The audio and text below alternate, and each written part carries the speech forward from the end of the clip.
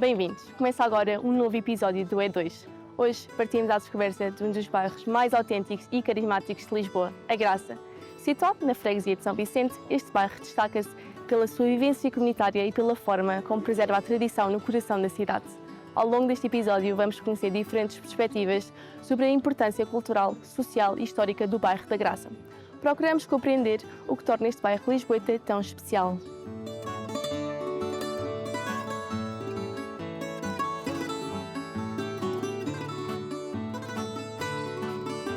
O presidente da Junta de Freguesia de São Vicente partilha connosco os principais desafios que a Graça enfrenta atualmente, desde o crescimento do turismo e a valorização imobiliária até à necessidade de preservar o comércio local.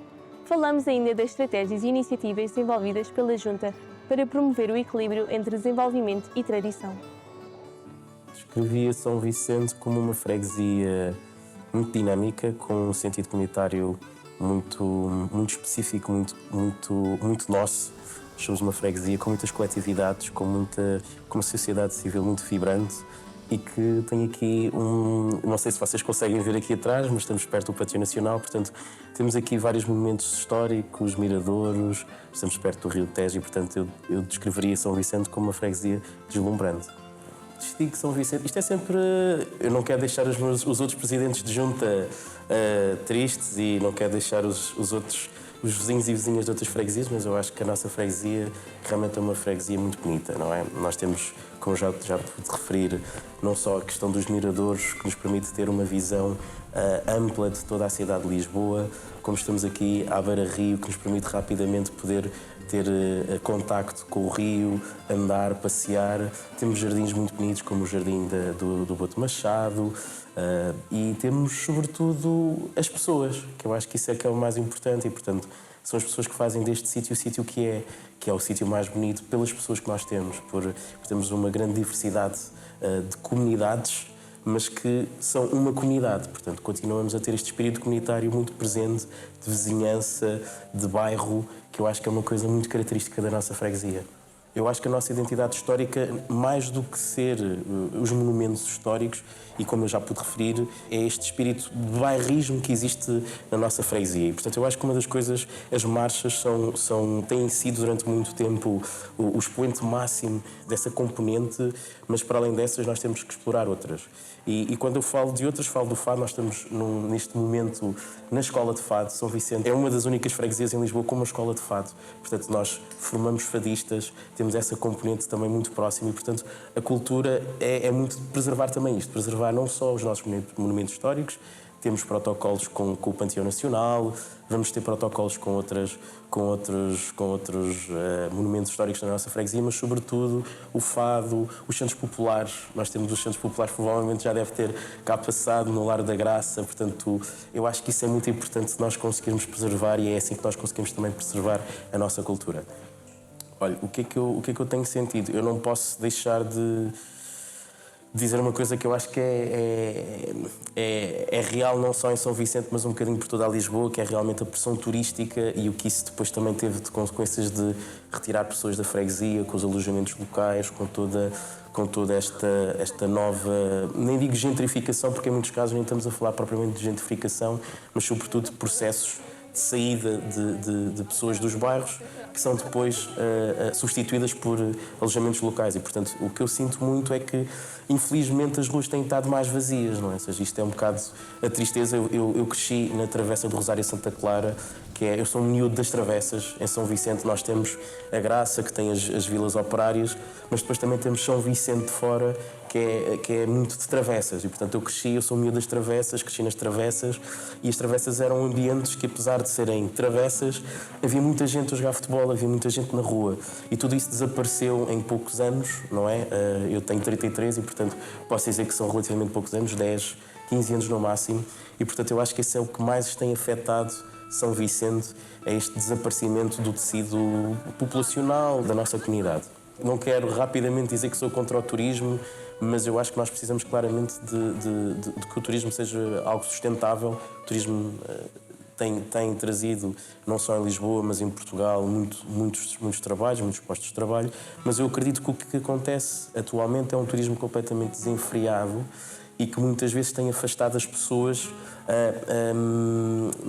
tem afastado a opinião pública de quem cá vive desse mesmo turismo. Ou seja, quando nós falamos dos tuk-tuks na Senhora do Monte, que é um empecilho de mobilidade que já ninguém consegue ir à Senhora do Monte e poder estar uns minutos sem ter 30 tuk-tuks e 30 bicicletas. Ou seja, nós temos que encontrar uma forma de realmente podermos ter turismo e que esse turismo não seja um conflito constante com os nossos residentes. Portanto, eu acho que o turismo, evidentemente, houve um período que trouxe muito e que continua a trazer, mas que nesta altura nós precisamos realmente poder regular esse turismo, regular as consequências que esse turismo tem também na qualidade de vida de muitos dos nossos fregueses, e o exemplo dos tuk-tuks, que podia dar outros, demonstra que realmente é muito, muito importante nós conseguirmos garantir este balanço entre residentes e turismo. Se parece recuperar uma coisa do antigamente. Olha, eu já falei aqui das travessas e era um bocado isso, recuperar o futebol na rua, jogar futebol no Panteão Nacional. Eu jogava futebol ali no Panteão com os meus amigos.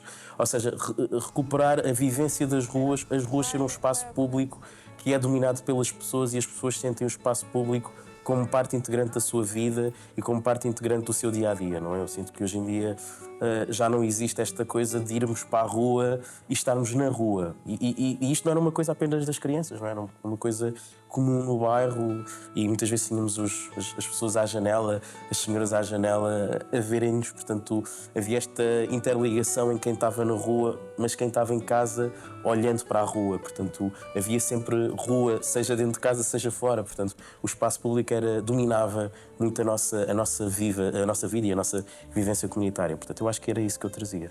Como é que eu imagino? Imagino com muitos equipamentos culturais, com a nossa biblioteca construída, com o nosso cineteatro, com um bairro outra vez vibrante, com uma escola de fado que vai formar os fadistas do futuro e, sobretudo, com uma freguesia que demonstra que é possível compatibilizar as mudanças do presente, mantendo aquilo que nos torna únicos, que é o nosso espírito comunitário. A Graça é repleta de largos cheios de vida, comércio tradicional e uma paisagem marcada por alguns dos mais emblemáticos momentos da cidade. É um espaço onde o passado e o presente coexistem diariamente. Aqui cruzam-se gerações, histórias e diferentes formas de viver Lisboa. A identidade da Graça constrói-se no cotidiano, nas conversas à porta de casa e nos cafés do bairro. Ora, um dia normal aqui na Graça é bastante movimento e milhares de pessoas a passar por aqui diariamente. Eu, como já trabalho aqui há alguns anos, todos os anos acontece uma nova aventura por aqui. Quem estiver triste, que venha para aqui e fica satisfeito. O que tornaria melhor a vida aqui seria ter menos Airbnb, mais moradores dentro das casas, baixar um pouco os preços, não ter hotel no quartel e conseguir fazer ali dentro outras coisas que poderiam ajudar ou ser mais úteis para as pessoas que moram aqui. Eu sinto que cada vez mais torna-se mais para o turismo do que propriamente para os moradores, especialmente agora aqui que vão construir aqui um hotel aqui no antigo quartel, portanto os moradores estão a ficar esquecidos, passa-se a ser mais para os turistas. A poucos passos da Graça encontra-se o Panteão Nacional, um dos monumentos mais emblemáticos de Lisboa. Em conversa com o diretor, refletimos sobre a importância histórica e simbólica deste espaço. Mais que um monumento, o Panteão representa a memória coletiva do país e estabelece uma ligação direta entre o património nacional e a vivência cotidiana do bairro. O Panteão tem uma história conturbada e bastante longa. É difícil dizer quais são os momentos mais importantes, mas nessa história longa diria que o início, talvez, da sua construção no final do século XVII, em 1682, e depois a sua inauguração em 1966. Porque a partir do momento em que se decide fazer esta igreja, ela não está decidida naturalmente como panteão. É apenas uma igreja, ponto final. A decisão de ser panteão se chega só em 1916. E só 50 anos depois dessa decisão ter sido tomada é que efetivamente é concretizada a vontade de ser um panteão. E porquê é que a intenção de fazer um panteão? Porque era necessário termos um sítio onde os grandes da nação, as grandes figuras, estivessem sepultadas. Um pouco à semelhança do que havia em Paris com o Panteão de Paris. Os cientistas estão subrepresentados, o mundo das artes está claramente ausente do Panteão. Se nós excetuarmos a presença de Amália Rodrigues e não considerando naturalmente os literatos, a literatura, mas, por exemplo, a pintura, a escultura, não está presente no panteão enquanto homenagem. Temos as obras de Leopoldo de Almeida, temos as obras de António Duarte, mas isso é pouco para representar aquilo que é a arte do nosso país. Portanto, nós não temos exatamente uma história oficial. Depois, a relação com a cidade de Lisboa, bom, é evidente que é desde logo física. O panteão destaca-se dentro daquilo que é a linha do horizonte da cidade de Lisboa. Nós vamos para o outro lado, não é? Vamos para a margem esquerda do Rio Tejo e temos sempre aquela cúpula imponente do panteão bem à vista. Portanto, é um elemento marcante do ponto de vista da linha do horizonte da cidade, é um elemento marcante enquanto referência visual da cidade e é também um elemento marcante enquanto forma de homenagear algumas dessas personalidades que nós fazemos questão de sistematicamente trazer à colação. Depois, a ligação com o bairro, repare, nós estamos aqui junto a um sítio que é muito popular, que é a Feira da Ladra. E aliás, o Panteão é beneficiário direto da presença da Feira da Ladra. Nós temos mais visitantes às terças e aos sábados. Portanto, quando há a Feira da Ladra, o número de visitantes sobe. E isso é interessante constatar que há aqui uma relação entre uma coisa que é intensamente popular, que é a Feira da Ladra, uma feira de artigos muitas vezes de segunda mão, de ocasião, e a presença de um monumento nacional. Depois, há outra coisa que é fundamental, nós procuramos ter uma política de proximidade com as entidades aqui à nossa volta, nomeadamente com as Forças Armadas, que estão aqui muito presentes, nomeadamente o Exército aqui muito perto, com a Junta de Freguesia de São Vicente, com o Mosteiro de São Vicente de Fora. Nós todos os anos fazemos uma iniciativa em conjunto com São Vicente de Fora, com o Mosteiro, que é 3 panteões, 2 monumentos. O Monumento de São Vicente de Fora e o nosso, e os panteões, porque nós aqui temos 3 panteões aqui perto, não é? Temos o nosso, o Panteão Nacional, e o Mosteiro tem 2 panteões, tem o Panteão dos Braganças e tem o Panteão dos Patriarcas. E nós entendemos que essa política de proximidade, essa política de ligação às entidades aqui das nossas redondezas é útil. É útil do ponto de vista humano, nós temos de estar presentes, e é útil do ponto de vista da relação com o bairro.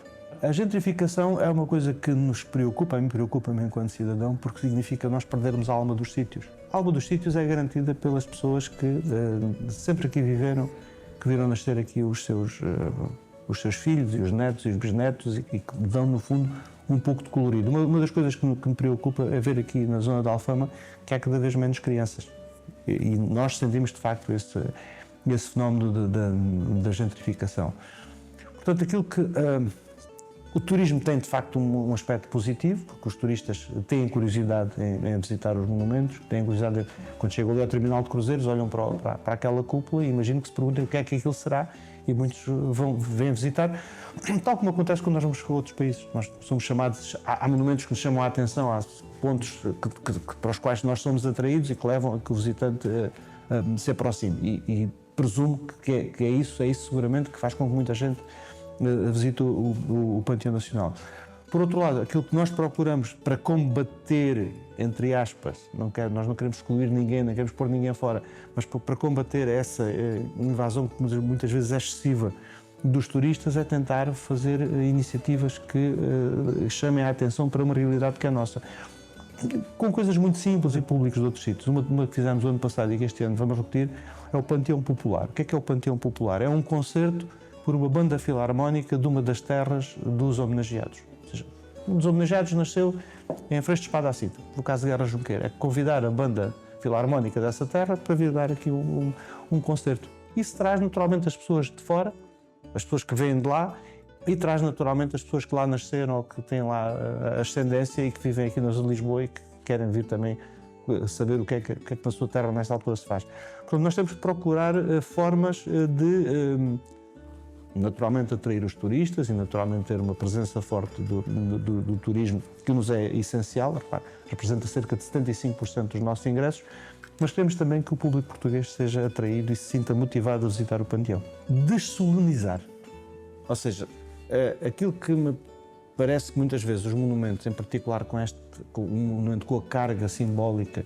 e física que o Panteão tem, é que se tornam, quer queiram, quer não, demasiado sisudos e demasiado solenes. Nós não podemos tirar essa carga, nem queremos de todo.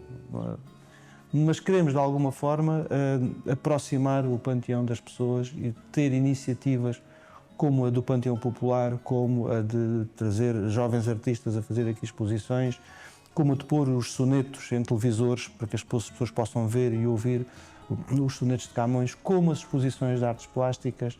Queremos aproximar as pessoas e queremos, de facto, que elas sintam que isto também lhes pertence, que tem aqui uma parte e que este monumento é tanto delas como daqueles que os estudam ou daqueles que aqui trabalham todos os dias. Do melhor que há. Não tem preço aqui, essa zona não tem preço agora. É uma zona com muita categoria, com muita alegria e para as pessoas que têm comércio aqui viverem melhor. Algum sentimento de ser também uma aldeia, como eu reconheço muitas pessoas na rua, cumprimos-nos e cumprimentamos-nos e eu gosto dessa parte, como estar dentro de uma cidade e de uma forma e de outra forma estar numa aldeia. É o meu bairro e gosto muito dele. Já moro aqui há muitos anos, há 40 e poucos anos, é o meu bairro. Uma das instituições mais marcantes do bairro é a Voz do Operário. Fundada no século XIX, continua a ser uma referência cultural, educativa e social na Graça. Em entrevista com o diretor-geral da instituição, percebemos o seu impacto histórico na formação cultural e cívica da comunidade. Falamos sobre o seu legado, os desafios atuais e a importância de manter viva o que é para muitos um símbolo do bairro. A Voz do Operário surgiu primeiro o jornal A Voz do Operário, em 1879, da necessidade que os operários tabaqueiros tinham, na altura, uma profissão muito exigente, muito precária, de comunicar as suas reivindicações, uma vez que nos órgãos de comunicação local da altura não lhes era dado essa possibilidade. E então, sendo muitos deles analfabetos, encontraram forma de criar um jornal, que foi o jornal A Voz do Operário, e passaram a poder comunicar as suas reivindicações. Jornal esse que tem 146 anos e se mantém hoje ainda em publicação, na edição mensal, de forma ininterrupta e, portanto, é também aqui um elemento fundamental da identidade da nossa instituição. 4 anos depois surgiram outras necessidades. Houve necessidades de elevar culturalmente os operários que tinham pouco acesso à educação, pouco acesso à cultura. Então, em 1883, na sequência da criação do jornal, 4 anos antes, os mesmos operários criaram aquilo que é hoje, e foi na altura, a Sociedade de Instrução e Beneficência A Voz do Operário, já com a instrução e educação nos dias de hoje e a beneficência e a ação social também como pilares fundamentais dessa resposta e na altura foi possível os filhos dos operários começarem a ter acesso à educação, coisa que não era possível para as famílias com mais dificuldades e mais pobres, e também responder socialmente a uma coisa, por exemplo, muito simples, que era os operários podiam ter um funeral digno, coisa que era preciso ter dinheiro na altura para poder acontecer, e passou a poder acontecer aqui também na Voz do Operário. Digamos que foi a primeira resposta social também que a instituição teve. Tivemos sempre a preocupação, e todos passaram por cá, de manter estes princípios de responder através da educação, através de serviços sociais, a quem mais necessitava e a quem mais deles necessitava. Sejam eles os operários, as suas famílias e outros, todo um conjunto de pessoas e da comunidade. Portanto, a instituição foi-se abrindo também e alargando com o passar dos anos. E esse princípio de base de quem necessita, quem se sente bem, ouvir aqui, ter a porta aberta, poder participar na Voz do Operário como sócio, como voluntário, ou colocar aqui os seus filhos a estudar, ou receber daqui também uma resposta social. Portanto, este é um princípio de universalidade, de acesso à Voz do Operário, que respeita os valores da liberdade, os valores da democracia, o respeito pelos direitos de quem trabalha e, portanto, são valores muito importantes que procuramos manter hoje e foram transitando ao longo das gerações que têm passado pela direção e pela vivência aqui na Voz do Operário. Nós atuamos em 2 áreas prioritárias. A área educativa, onde na atualidade temos 8 espaços educativos, portanto 5 espaços na cidade de Lisboa, na freguesia aqui de São Vicente, mas também no Beato, no Parque das Nações e na Ajuda. E temos também todos 3 espaços educativos em 3 concelhos da Margem Sul, em Almada, no Barreiro e na Moita. E, portanto, isto tem sido, esta diversidade já territorial da nossa presença, é um processo que se iniciou aqui há uns anos atrás, mas é um processo que queremos continuar a alargar. Portanto, queremos continuar a ter mais capacidade de resposta nesta área educativa, até porque temos um projeto educativo que consideramos diferenciado, que bebe muito também nos princípios da escola moderna e onde a liberdade e a democracia são 2 pilares fundamentais do trabalho pedagógico que fazemos. E este trabalho pedagógico é um trabalho inclusivo, é um trabalho que queremos que chegue a cada vez mais pessoas, porque trabalhar a liberdade e a democracia e a inclusão e chegar só a alguns, o trabalho fica incompleto. E, portanto, o nosso objetivo é também, do ponto de vista territorial, ir alargando essa capacidade de resposta. Depois temos uma atividade intensa do ponto de vista cultural e associativo. A Marcha Infantil começou no ano de 1988. Foi a primeira experiência que houve da Marcha Infantil, também por iniciativa própria de quem estava na Voz do Operário, mas também em articulação com o concurso de marchas e com as festas populares de Santo António, numa articulação muito estreita com a Câmara Municipal de Lisboa, que é que ainda hoje as organiza.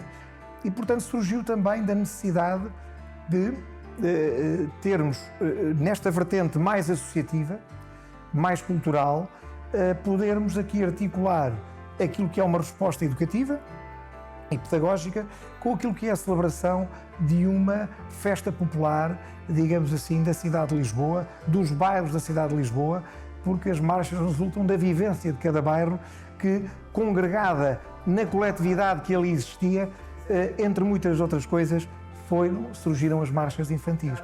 E quisemos também trazer para a Voz do Operário essa tradição popular, participar nela e envolver nela quem nós formamos todos os dias e quem envolvemos no nosso projeto educativo, trazendo também esta história para a vertente pedagógica. E esse foi o grande objetivo que hoje mantemos, quase 40 anos depois. Nós temos procurado, por ação própria, mas também concertados com outras instituições a nível nacional, exigir do Governo cada vez mais apoios para instituições como a Voz do Operário, que têm um papel social muito importante nas comunidades onde se inserem e que prestam, ao fim e ao cabo, um serviço público e que chegam onde o Estado não está a conseguir chegar, e nós chegamos lá com um serviço público, e sendo um serviço público tem que ser tendencialmente gratuito.